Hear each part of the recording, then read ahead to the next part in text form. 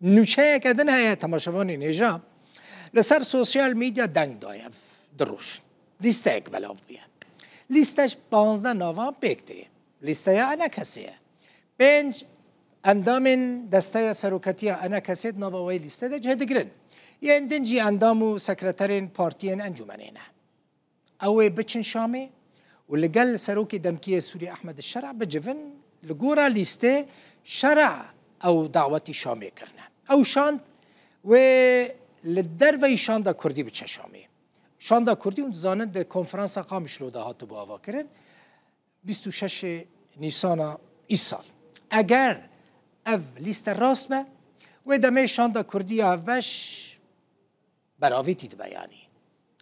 ام باور کسان را خفیم یعنی خود تلفن کرد حواله من پرودیسر شیار تلفن کرد ما خواست ام پشت راست من که اف لیست راست یا نه هنا کان سوند خارن گوتن والله های مجبور لیستتنه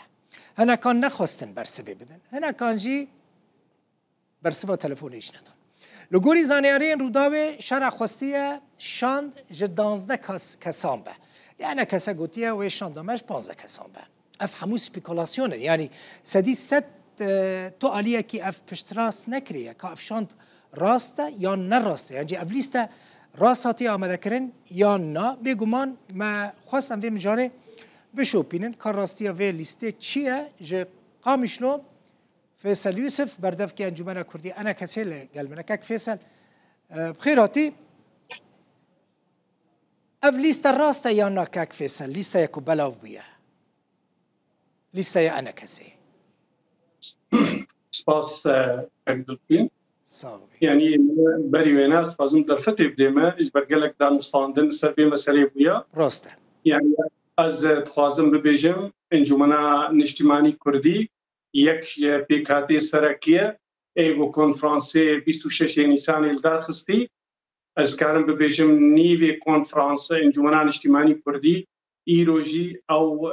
مخرجات وی کنفرانسی پروگرام انجمنیه ایرو شاندا گو کردی چه بوی نیوی وینا انجمنان اجتماعی کردیه از خواستم تکذیه سر بکم ام خود بینن خودی ج کنفرانس را ج نرینا کردی ها بش یا سراسری سوریا و مسئله کردی و شاندا کردی جی هر وها ام خوازن او شاند و ما بد بیتن گو هری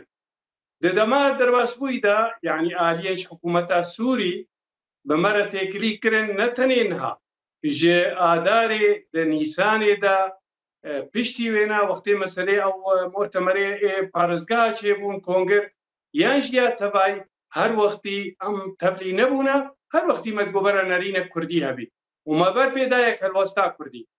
ايرو جي وقتي تكليب مرة كرنج هاي باش شاجي بشتي ويجي هر وقتي ما ام تكزيت كن سروي شانتي ام دیجن شاندا کردی دافازی کردی نرینا کردی نهاجی او آلیه اوینا ای آلیه حکومتی گو اموانا ایری فبریا شامی ام تکلیه بابدورت کن مگو ام انجمنان اجتماعی کردی وقت پیک هاتکی ناو بسیونی دا ام پیک هاتک نتوی کردی بون حتی دا سایت فاوضه یکش حفتاب ایرو جی ام هگر بی مستوادی تنی وقت پیک هاتک سیاسی وقت انجمنان اجتماعی کردی نه پیشوازی کرن ام نه آمادن یعنی کاک فیصل ببورینه ما بقولون آمادن وقتی اون دبیجن مثلا با آلیه سچادا یا با آلیه کوبانی و عفرینی وقت ناف حلب مگو ام وقت سوری وقت مثلا کردی ام خود بینن برپرس لی هر وقتی جیما تکزی کریه سرشاندا کردی و یک الوستا کردی و نرین کردی قالك باشه کاک فیصل احمد الشرع هم دعوتی شامی کرنه أذن هذا نستندني داش مرة قوتن ونامادنا ما قوم آمادنا وكن جمنان اجتماعي كردية ما آمادنا لبيرجي هر وقت ما تكزي كريا جو أمي برفانية بريك ببينن جو شاندا كردي أو يا قويدا نستندني بأحمد الشرع يعني هون بالتاني لقورا في الليسة البردسي من جو 15 كاسان بيكتت نوفي تجي تيدايا كاك فيصل يعني اف لیست راست اواش 15 کسان قواتی آمده کرن یا کو بچه شامی اونی بچن یا نه کاک فیصل ما يعني وقت بيجي تشتكي قوريل بيشيا بيكاتي سياسي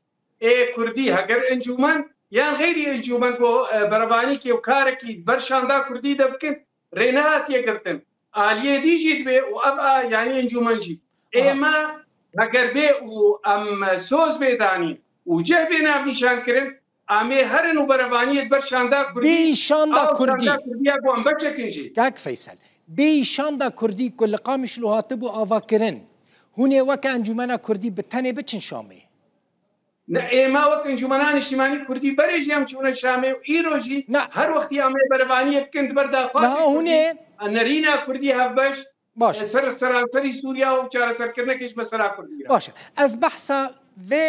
şanda ku behsa 15 navan bikim ku şer'a hûn dawet kirine herin Şamê hûnê biçin yan na bê şanda Kurdî ya giştî yanî bê alî peye dê ez bêjim ئێمە ئەس دبێژم حتا ئیرۆ یعنی سوهێ نەهاتیە نیشانکردن چوون کەنگیە جهێوێ کودرێ هێناتیە نیشانکردن لە ئێمە ئەم وەک ئەنجومەنان نیشتیمانی کوردی وەک بەشێک سەرەکە ji Sûriya ji pêkhatê siyasiyê Sûriya heger bê û hat nav nîşankirin em ê herin lê em ê elmetî aliyê dîtirê jî bikin şandamey hevbeş kak mezlûm em ê timam hevdûr e qet'an wê ne ser hesabê şanda Kurdî yan jî nerîna Kurdî. Başa çima hûn acele dikin çima hûn şanda Kurdî ya yekgirtî naçin kul qamişlo hatibû ava kirin ئێمە هەر وەختی نەسوودەژی ما کاک مەزلوم دیتیا ما ئەوروپی دیتنا ما ئەمریکی دیتنا مەجبات وارە کردە ما داو کردە شاندا کوردی هەرێ و ئیرۆژی زمان حالێ ما هەر وەختی شاندا کوردیە لێ ئەم خورتایکی وەک چاوە ئالیە دیژی داوتکن یعنی ئیرۆک بیستنامە و مەژواژی خۆسکی ئێگۆ ئیپارەیە لەفکردنات هەیە ئادارێدا داخواست بێ بۆ شاندا کوردی ئەمژی ڕۆلەکێ بلێژێنن و ئەو شاندا کوردی بەرەوانیە بکێ لێ ئەمە ئەنجومەنان نیشتیمانی کوردی ئەم وەک بەرێ بەشێک سەرەکەت نامعارەدا ئەم بەشێکی سیاسیی سووریا تمامیدا ئەمێ وێ ڕۆلێ بلێژێنن بەرەوانیت بەر ملەتی کورد و داخوازی کوردی یا گۆش کۆنفرانسێ 26 نیسانێ هاتیە چێکردن و مەزلوم عەبدی ji vê dawetkirin Ehmed Şer'a agadar kir we jê re got ku şer'a hûn dawet kirine ئەم نێزیک وەک شاندا کوردی هەفبەش هەفتوو بینن و ئەمێ وەک بەڕێز مەزلوم عەبدێژی ئەمێ هەفتوو ببینن کەسێکی ji we re yanî kî bû navbênkar kek Feysel yanî di navbera we û şer'a de kî çû hat û kê ev pêwendî çêkirin û kê ji we xwest kê pêşniyar kir ku hûn biçin Şamê يعني باور بکە مەسەلا يعني نابێنامە و شەرعدا توەسیت نینن ji roxtêk û şerع hatiye û hetanha têkiliyê şerع aliyê ku meret kirin êj bo kongreyê parêzgeha û êdî tirê her wextî têkilî lê ême axirê wêne berî mehkê melêborîn xwest يعني berî mehekê şer'a hûn dawet kiribûn we got em nayên يعني berî wê jî hat xwestin ne şerع em û hikûmetê hevdû bibînin me daxwazê Kurdî dane pêş hêjî em dine pêş mistewa encûmenê wek hêzek siyasî berê nav muaradeyê de bû divê xwedî rol bê lê her wextî jî ber wextê hatiye me gotiye divê şanda Kurdî mistewa Kurdî û hûn zanin yanî serê salê vir de her wextî em şixulî ji bo yek helwestek Kurdî heta got konferans çêbûye ez tekeziyê dikim diriya fedaiya Rodawra em îro ji wek pêk hatê meclis وطنی ئەنجومەنان نیشتیمانی کوردی کار و بارێ me ئەوا گۆ ئەم بەرەوانیە بکەن گۆ شاندا کوردی خودی ڕۆر بێ و دانوستانێ بکێ هەروها ئالیە دیژ ئەم ژوات خوازن لێرۆ لێرابن و تمامژی ئێگۆ دەنگێەوە هەبێ گۆ ئەم کار بن وەک ملەتێ کورد وەک شاندا کوردی دانوستانێ بکێ لێرۆلا ئەنجومەنی ئەوا گۆ ئیرۆ سیاسیەنجی ئەکتیڤ هەیە و دەبێ ببێت سەرانسەری سووریادا ئەمێ بەرگوێ بدەن گۆ شاندا کوردی نێزیک ڕۆلا خۆ ببینێ و دۆرەکی و دانوستان لێ سەر مافی ملەتی کورد gelek alî wiha difikirin ditirsin çûnava bi tenê yanî perçebûnekê di nava yekrêziya Kurdî de çê bike hûn ji vê yekê natirsin Na em dilretiyê din demek nêzik de em ê şanda hevbeş hevdû bînin em ê طبعا têz bêjim şanda hevbeş partiyê êgo netê de jî mumessilên ji xwe re danîne em ê bi rêz Mezlûm Abdê bibînin em tekeziyê dikin ku wê nebe parçebûnek ji ber ku ne bercewendê milletê me tê de heye ne encûmenê tê de heye şanda Kurdî hûn berî çend rojan li vê derê bûn Başûrê Kurdistanê desthilatdariya Kurdistanê meselen Serok Barzanî yan jî kesekî ji we daxwaz kir ku hûn biçin Şamê يعني قطعا سروكاتي تايبتي شغل بيشياوي نوشيات اولياء سروك مسعود هر وقتی پیشگرتن کردی و هر وقتی دبیجی از یک ریزیا کردی رما و جنابی وی کنفرانسی قامش رو 26 نیسان گوتناوی حتی انها برمایا دبیجی یک من از بره و از پیشگرتنا وکم پیشگرتنا ملتی کردکم هر و هاجی امولو جواد بیزن انو دویچ کاری گون بکن بس مثلا دافازی کردی شاندا کردی دوی او به اساس اون پیب ممکن جمعنا اجتماعی کردی مگو ایروجی بشي هري سركت كونفرانس دو تشاندي دا امن دي سجي امي برغانيه بردكن برجوان دي متيدنا وازر درحتي جي تمام لتيما اي قلق من حقي وهيا وامدنجي وابكن لاستكزيه تمجاركي ودوافسيا هاغربي وابچون هبي ام هرنجي ودا فازي كردي شاندا كردي اول سر ماصيبن دا خاص بو او كانوا صاني دبا كاك فيصل دباكو دما هونو شاندا كرديان جي مظلوم عبدي هون جفيان دباكو الويداري بريارك ورستاندن كو هنچن شامي اي ما حتى انها يعني وك بريس مظلوم عبدي مديتيا وك شانتي مديتيا ما اوروبي ديتنا ما امريكي ديتنا هر وقت رينا اتي قرتن البرمسعى خباتش بو ريفا كرنا كي غودان مستاندن سر ما في ملتي كرتشي بي اواغو ام بين فيدريا شادا كردي ربي هاگر انجمنا نشتماني كردي كاربي رولا كيرابي وك گوشاندا عاليه ديتريجي کاربی بویرو لیرابی گوشاندا کردی اکتیو بی از بیجموی کسی کل پیشای نست. بری و شاندین ریوبریجی دچنوتین قط و هول دا وند ناوا و شانده دا جه بگیرن؟ ایمان هما پروژکتی ما داخستیا او پروژه لیوبگر کردی شرکاتی کردی ده حتی در ریوبریه دا ده مسئله راکاندنه دا مسئله تمامی ایرو ما پروژکت قدماندیا بري شابين جوجا ما بريز مظلوم عبدي ديتيا ما دايدا وامي بيناجي طرح كن بخورتاي قلتني مثلا شاندي استكا ازبيجي دبيجم يعني ما قدم عندي وان شاء الله يصير بي شغلان يعني هون كاك فيصل هون دخوازن ليفاجرك كردي ورا افاكرن ام دخوازن ليفاجرك كردي وبريارا انجمنا ما يا تالي ابو هناك تشتي ديجي مالي زي ذكرنا وقت بروجا وام صرت شغل وام اريكاري يجي خواز دباكو هون دما بيشتا بكافن نافا ريفابريا خسر؟ ما ريفابريا خسر هر وقت ما خوستي لفكرن ما قوتيا روجافاي كردستان وقت لفكرنات هو كده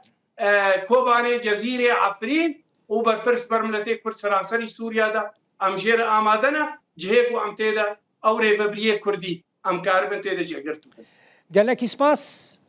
گرینگ بو بشتربونا تدوی بلتانه دا که فیصل جبر کش دوها لسر وی لیستاج 5-15 کسان براستی مناقشت کرن تجی برپرسه یعنی بردف که انجمن کردی انا کسی پیوسته يعني